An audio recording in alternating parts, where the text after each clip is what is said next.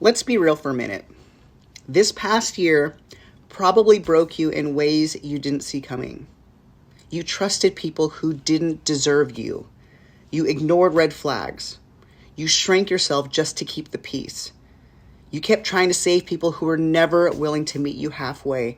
And somewhere in all of that, you forgot your own worth. So going into 2026, I don't want you pretending you're fine. I don't want fake positivity. I want honesty, boundaries, self-respect. I want you to finally choose yourself, even if your voice shakes when you do it. These are the reminders I want you to carry with you so you never have to abandon yourself again. 1, leave toxic people where they are. It is not your job to do their healing. You can care about someone without carrying their emotional weight. When you constantly try to fix people, you abandon yourself. Healing is an inside job, and if they won't meet you halfway, love them from a distance. Your peace matters. 2, don't ignore the red flags. The longer you stay on that train, the longer the ride back home will be. Red flags are your nervous system whispering that something is not safe. Leaving early hurts, but staying too long breaks self-trust. And rebuilding trust within yourself is one of the hardest journeys home. 3, wake up every morning reminding yourself of your worth. And if need be, remind others too. Your worth is not negotiable. Speaking it out loud rewires the brain to believe it. When you know your value, you stop begging for the bare minimum. 4, don't settle for familiarity when it costs you your peace. Raise your bar. Familiar doesn't mean healthy. Choosing better is not being picky, it's self-respect. Life rises to meet the standards you set. 5, do the things that make you uncomfortable. That's where growth happens. Growth is awkward. Healing is messy. Discomfort doesn't mean danger. It often means expansion. Every step builds self-trust. 6, talk to your inner child every day. Ask what they need now. Your inner child still remembers fear, abandonment, and not being chosen. Checking in with them creates emotional safety, and that's where real healing starts. 7, do breath work daily. It helps calm anxiety and regulate the nervous system. Your breath is your anchor. Slow, intentional breathing tells your body we're safe. The more you practice, the easier your system returns to calm instead of survival mode. 8, remember that rest is not laziness, it's self-preservation. Burnout happens when you treat yourself like a machine. Rest is medicine. You don't have to earn it. 9, set boundaries and don't apologize for needing them. Boundaries are not walls, they're self-respect. The people who resist them are often the ones who benefited from you not having any. 10, move your body, not to punish it, but to care for it.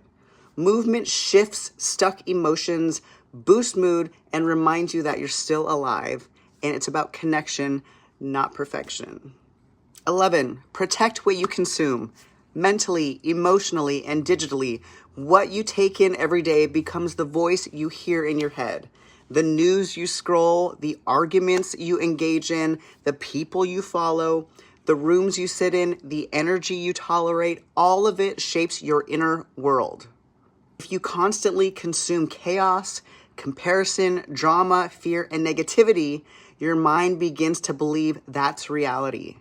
But when you choose healthier inputs, supportive people, uplifting spaces, learning, growth, stillness, your nervous system finally gets a chance to breathe.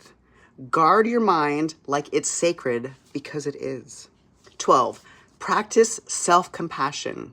You're going to be imperfect. You're not always going to respond correctly. You will slip. You will repeat patterns. You will stay too long. You will care too much. You will have days where healing feels impossible. And that does not make you weak. It makes you human.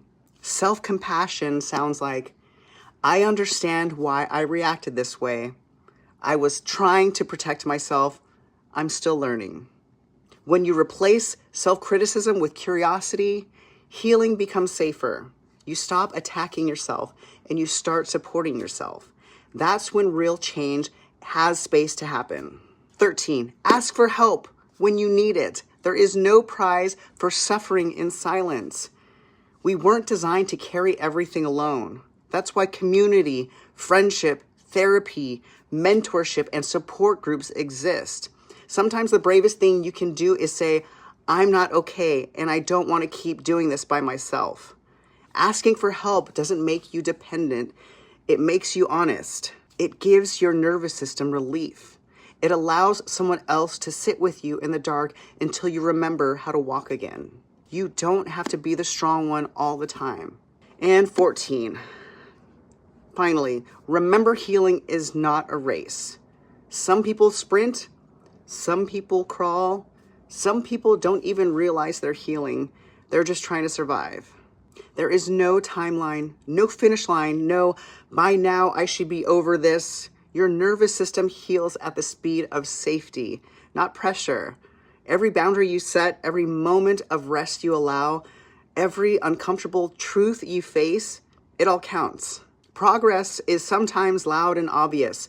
Other times it's simply choosing not to abandon yourself today. Your pace is sacred. Your journey is yours. And if nobody's told you this lately, you don't have to keep breaking yourself just so other people can stay comfortable.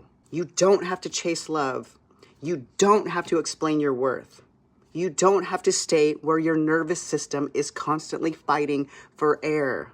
2026 is the year you stop settling for potential and start honoring reality. The year you stop romanticizing red flags. The year you stop carrying wounds that were never yours to hold. Choose the version of you that finally says, I'm done abandoning myself. Even if it means being alone for a while.